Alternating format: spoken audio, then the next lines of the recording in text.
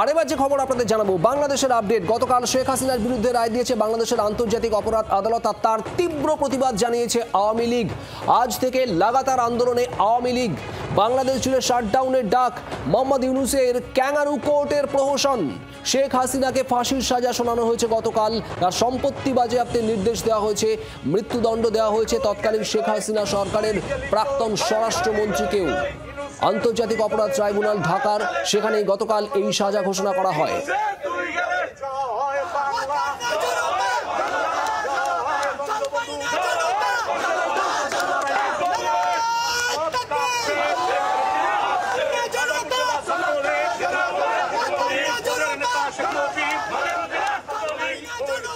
এই মুহূর্তের আপডেট একটু জানবো, মৌমিতা চক্রবর্তী আমাদের প্রতিনিধি রয়েছেন আমাদের সঙ্গে। মৌমিতা, গতকাল রায় বেরোনোর পর থেকে এখনো পর্যন্ত একাধিক জায়গায় উত্তপ্ত হওয়ার খবর আসছে বাংলাদেশ থেকে, ঠিক কি আপডেট? দেখো, খুব স্বাভাবিকভাবেই যে রায় হয়েছে গতকাল, যে রায়ের সাক্ষী গোটা বিশ্বকে থাকতে হলো, সেই রায়ে মানার জায়গা আদৌ আছে কিনা সেই প্রশ্ন তুলে কিন্তু ইতিমধ্যেই সরব হয়েছে আওয়ামী লীগ। কারণ তাদের বক্তব্য যে এই সরকার, যে ডক্টর ইউনূসের সরকার, তারই নিজের কোনো আইনগত বৈধতা নেই। সেখানে কোন রকম আইনি প্রক্রিয়ার সুযোগ, আত্মপক্ষ সমর্থনের সুযোগ, আইনজীবী না থাকতে দেওয়া, সব মিলিয়ে যে ধরনের বিচারের নামে প্রহসন করা হয়েছে সেটা তারা মানছেন না। এবং আওয়ামী লীগ যে এই বিষয়টি মেনে নেবেন না, গতকাল থেকে আওয়ামী লীগ ছাত্রলীগের নেতৃত্ব সেটা স্পষ্ট করে দিয়েছিলেন যে তারা তাদের আন্দোলনের ঝাঁজ বাড়াবেন, এবং আন্দোলন সেই মতো তারা শুরুও করে দিয়েছেন। বাংলাদেশ জুড়ে এই মুহূর্তে পরিস্থিতি কিন্তু থমথমে হয়ে রয়েছে। নির্বাচন আওয়ামী লীগ ছাড়া হতে দেবেন না, সেই বিষয়টাও তারা স্পষ্ট করেছেন। সব মিলিয়ে এই মুহূর্তে ডক্টর ইউনূসের জন্য যথেষ্ট পরিস্থিতি অন্যরকম হতে চলেছে, তা কিন্তু আওয়ামী লীগের এই আন্দোলন করে চালিয়ে যাওয়ার সিদ্ধান্ত সেটা কিন্তু মনে করিয়ে দিচ্ছে। একবারই নজর রাখো পরিস্থিতির উপর। মৌমিতা, ধন্যবাদ তোমায়। আর এই মুহূর্তে আমাদের সঙ্গে রয়েছেন তৎকালীন শেখ হাসিনা সরকারের শিক্ষামন্ত্রী মইদুল হাসান চৌধুরী। মইদুল সাহেব, আপনাকে স্বাগত জি24 ঘন্টায়। গতকালের রায়, শেখ হাসিনার বিরুদ্ধে যে রায় দিয়েছে আন্তর্জাতিক অপরাধ আদালত, তারপর একটু জানতে চাইবো আওয়ামী লীগের তরফে এর পরবর্তী পদক্ষেপ আপনারা ঠিক কি ভাবছেন? এই রায়ের প্রতিবাদ তো করা হয়েছে এবং দেশ জুড়ে প্রতিবাদ হবে এমনটাও বলা হয়েছে, কিন্তু আওয়ামী লীগের সমস্ত কার্যকলাপ তো নিষিদ্ধ এই মুহূর্তে বাংলাদেশে। হ্যাঁ, ধন্যবাদ আপনাকে। আওয়ামী লীগের কার্যকলাপ এর আগেও নিষিদ্ধ করা হয়েছিল, স্বৈরাচারী সরকারগুলো করেছে, 75-এর পরে পাকিস্তানি সামরিক জান্তা করেছে। সুতরাং নিষিদ্ধ হয়ে যাওয়া এবং সেই নিষেধাজ্ঞা ভেঙে আবার উত্তরণের যে রাজনীতি, সেটা আওয়ামী লীগের ইতিহাসে আছে। তো আমরা দেশের সাধারণ জনগণকে সাথে নিয়ে আমরা এতদিন ধরে প্রতিবাদ করেছি, মৌন প্রতিবাদ করেছি, সমালোচনা আলোচনার মধ্যে ছিলাম। এখন প্রতিবাদের সেই যে মাত্রা, সেটা ছাড়িয়ে এখন আমাদের প্রতিরোধ করা ছাড়া আর কোনো উপায় রইল না। কারণ যেভাবে করে আমাদের কর্মীদেরকে হত্যা করা হয়েছে, এখন পর্যন্ত প্রায় 1000 কর্মী আওয়ামী লীগের সাথে সংশ্লিষ্ট হত্যা করা হয়েছে, তাদের পরিবারের সদস্যদেরকে হত্যা এবং তাদের নারী সদস্যদেরকে ধর্ষণ, এবং এখন পর্যন্ত প্রচুর সনাতন ধর্মাবলম্বী মানুষের এবং আদিবাসী যারা আছেন তাদের বাড়িঘর বিনষ্ট, সম্পদ ধ্বংস, এগুলো চলমান।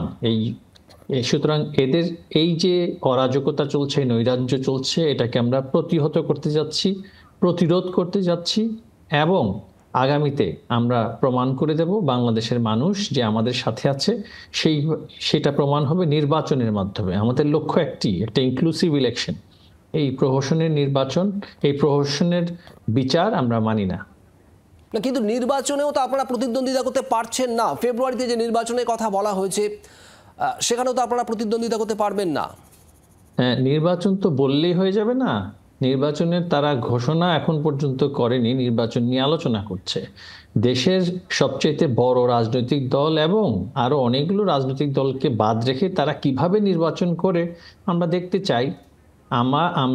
বাংলাদেশ আওয়ামী লীগ এবং আরো অন্যান্য রাজনৈতিক দল যাদেরকে তারা নিষিদ্ধ করে নির্বাচন করতে চাইছে, সেই নির্বাচনে কত সংখ্যক মানুষ ভোট দিতে আসে সেটা আমরা দেখতে চাই।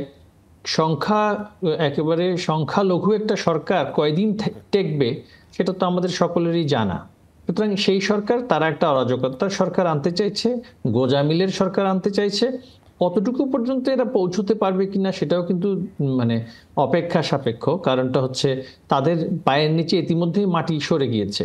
এখন শুধুমাত্র কিছু সরকারি বাহিনী দিয়ে তারা সেখানে টিকে আছে, সরকারি বাহিনীকে হুমকি ধমকি দিয়ে, এবং তাদের যেই পশ্চিমা বিশ্বে তাদের যেই বন্ধুরা আছে তাদের সহযোগিতায় কোনো রকমে টিকে আছে। এই টিকে থাকা সরকারের পক্ষে কতদিন রাষ্ট্রীয় দায়িত্ব ধরে রাখা যায় সেটাই হচ্ছে এখন দেখার বিষয়। মইদুল সাহেব, আপনাদের চ্যালেঞ্জ, লড়াইটা এই মুহূর্তে রীতিমতো কঠিন। নেতৃত্ব, আওয়ামী লীগের নেতৃত্ব, শেখ হাসিনা সহ তারা দেশে নেই, আর যারা আছেন বাংলাদেশ জুড়ে আওয়ামী লীগের সদস্য সমর্থক, তাদেরকে গাইড করার জায়গাটা বা তাদেরকে সাহস যোগানোর জায়গাটা সেটা কিভাবে সম্ভব হবে? তার কারণ মোহাম্মদ ইউনূসের সরকার বলেছে একেবারে তীব্র দমন নীতি তারা চালাবে। আগেও বলছি, আমাদের দলকে এর আগেও নিষিদ্ধ করা হয়েছিল ৭৫-এর পূর্বে, এবং আমরা সেভাবে সংগঠিত করেছি। আমাদের অনেকে আত্মগোপনে যেতে হয়েছিল, ভারতে আশ্রয় নিতে হয়েছিল, কিন্তু আমরা ঠিকই ফিরে এসেছি এবং নেতৃত্ব দিয়েছি এবং সংগ্রাম করেছি। তো একইভাবেই ইতিহাসের পুনরাবৃত্তি ঘটবে। তো ইতিহাসের পুনরাবৃত্তিই ঘটছে বাংলাদেশে। সে ৭৫-এর পরে যা ঘটেছিল এখনো সেই অপশক্তি তাই করছে। এটা আমাদের জন্য কোনো বিষয় নয়। আমাদের শতকরা ৯৯% কর্মী এবং নেতারা দেশেই আছেন, অনেকেই কারাগারে আছেন। এখন কারাগারের একটা পর্যায়ে গিয়ে তো তাদেরকে তাদেরকে ছাড়তে হবেই, কারণ তাদের তো মামলা এখনো কনভিক্ট করতে পারেনি, তাদের ট্রায়ালও শুরু হয়নি। বিনা বিচারে আমাদের বহু নেতাকর্মী এখনো কারাগারে আছে। যারা কারাগারে নাই তাদেরকে সাথে নিয়ে আমরা আত্মগোপনে যারা আছি আমরা সংগঠিত করছি। ইতিমধ্যেই মানুষের ব্যাপক সমর্থন আমরা পেয়েছি।